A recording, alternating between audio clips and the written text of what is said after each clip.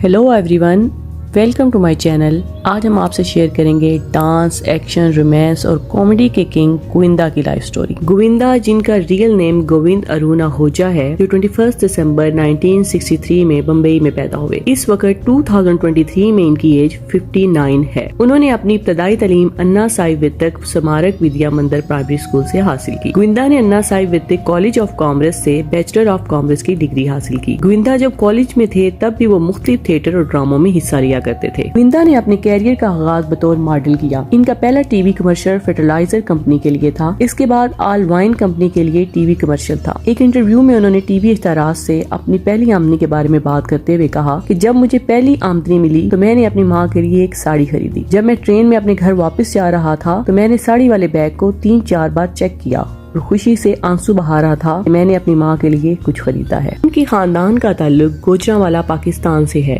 इनके दादा पंजाबी थे। इनके वालिद अरुण कुमार आहूजा एक हिंदुस्तानी अदाकार और प्रोड्यूसर थे। इनकी वालदा निर्मला देवी अदाकार और गुलकारा थी। गोविंदा की वालदा मुसलमान थी और अरुण कुमार आहूजा से शादी के बाद उन्होंने अपना नाम नाज़िम से बदलकर निर्मला देवी रख लिया। गोविंदा के बड़े भाई कृति कुमार आहूजा एक अदाकार, फिल्म प्रोड्यूसर, हदायतकार और गुलकार हैं। गोविंदा की 4 बहनें हैं। इनमें से 3 पद्मा आहूजा, पुष्पा आहूजा और कामनी खन्ना है। कामनी एक मशहूर हिंदुस्तानी नजूमी और म्यूजिक डायरेक्टर हैं। 1996 में गोविंदा की वालदा का इंतकाल हो गया। गोविंदा अपनी माँ से बहुत करीब थे। 1986 में गोविंदा की मुलाकात सुनीता नामी लड़की से हुई। पहली मुलाकात में ही वो एक दूसरे को पसंद करने लगे। दोनों ने 11 मार्च 1987 को शादी कर ली। जब गोविंदा फिल्म इल्जाम की शूटिंग कर रहे थे तो इनकी मुलाकात भारतीय अदाकारा नीलम से हुई। एक इंटरव्यू में गोविंदा ने नीलम से पहली मुलाकात के बारे में बात की। उन्होंने बताया कि वो पहली बार नीलम से प्रोड्यूसर के ऑफिस में मिले। गोविंदा ने बताया कि चूंकि इनकी इंग्लिश इतनी अच्छी नहीं थी इसलिए वो नीलम से बात करते हुए डरते थे। बाद में इन्हें 14 से ज्यादा फिल्मों में एक साथ कास्ट किया गया। कहा जाता है कि गोविंदा नीलम की खूबसूरती से बहुत मुतासिर थे।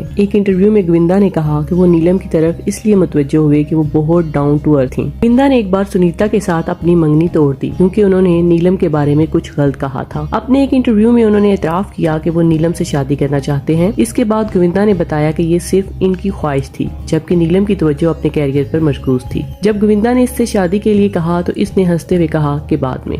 जब नीलम ने दूसरे अदाकारों के साथ काम करना शुरू किया तो गोविंदा इस पर बहुत नाराज हो गए।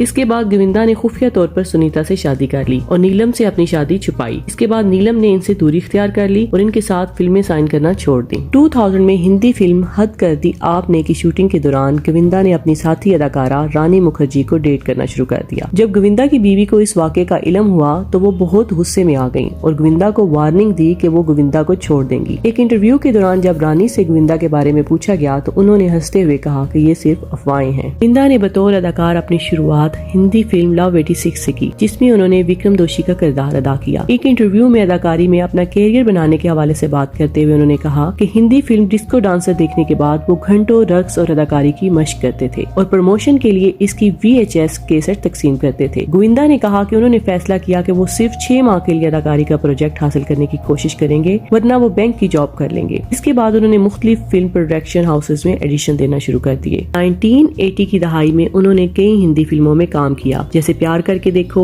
शिव शक्ति, घर घर की कहानी, जैसी करनी वैसी भरनी और आखिरी बाजी। 1990 की दहाई में इन्हें शायकीन में मकबूलियत मिलना शुरू हो गई। इस दौर में वो एक साल में 7 से ज्यादा फिल्मों में काम किया करते थे। 90s की दहाई में इनकी चंद फेमस इंडियन मूवीज में राजू बाबा, दुल्हे राजा और हसीना मान जाएगी शामिल हैं। उन्होंने 2000 की फिल्म हद कर दी आपने में 6 किरदार अदा किए।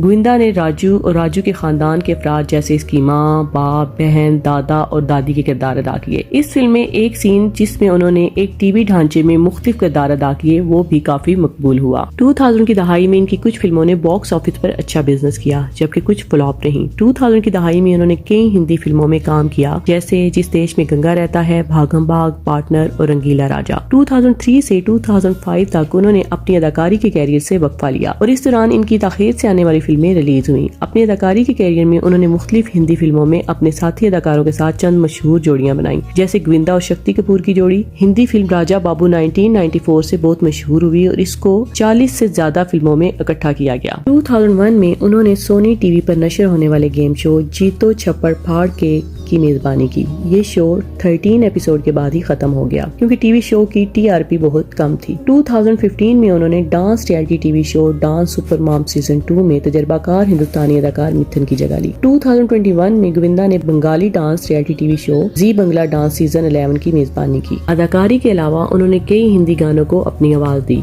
इनके कुछ मकबूल गाने शोला और शबनम। उन्होंने हिंदी फिल्म हसीना मान जाएगी 1999 के गाने आई लव यू बोल डाल के बोल लिखे। इनके कुछ दूसरे म्यूजिक एल्बम गोरी तेरे नैना और हेलो 2022 हैं। 2021 में गोविंदा ने अपना music label Govinda rise launch किया। अपने लेबल के तहत गोविंदा ने टिप टिप पानी बरसा 2021, मेरे नाल 2022, चल ना दोस्ती करते हैं 2022 और 2004 में गोविंदा ने इंडियन नेशनल कांग्रेस में शमूलियत इख्तियार की और इसी साल इंतखाबात में हिस्सा लिया। उन्होंने शुमाली मुंबई हल्का से बीजेपी उम्मीदवार राम नाइक को 50,000 वोटों से शिकस्त देकर लोकसभा इंतखाबात में कामयाबी हासिल की। इंतखाबी मुहिम चलाते हुए उन्होंने कहा कि इलेक्शन जीतने के बाद इनका एजेंडा बेहतर ट्रांसपोर्टेशन, सेहत की सहूलत और तालीम होगा। अपने दौर में यानी 2004 से 2009 तक वो लोकसभा से गैर हाजिर रहते थे, जिसकी वजह से इन्हें अपोजिशन पार्टी ने तनकीद का निशाना बनाया। 20 जनवरी 2008 में गोविंदा ने सियासत छोड़ दी और अपने अदाकारी के कैरियर पर तवज्जो दी। उन्होंने यहाँ तक कह दिया कि वो कभी सियासत में वापस नहीं आएंगे क्योंकि इसने इनका अदाकारी का कैरियर तबाह कर दिया था। अगर आपको हमारी वीडियो अच्छी लगी है तो इसे लाइक और शेयर करें और मजीद अपडेट्स के लिए हमारे चैनल को जरूर सब्सक्राइब करें।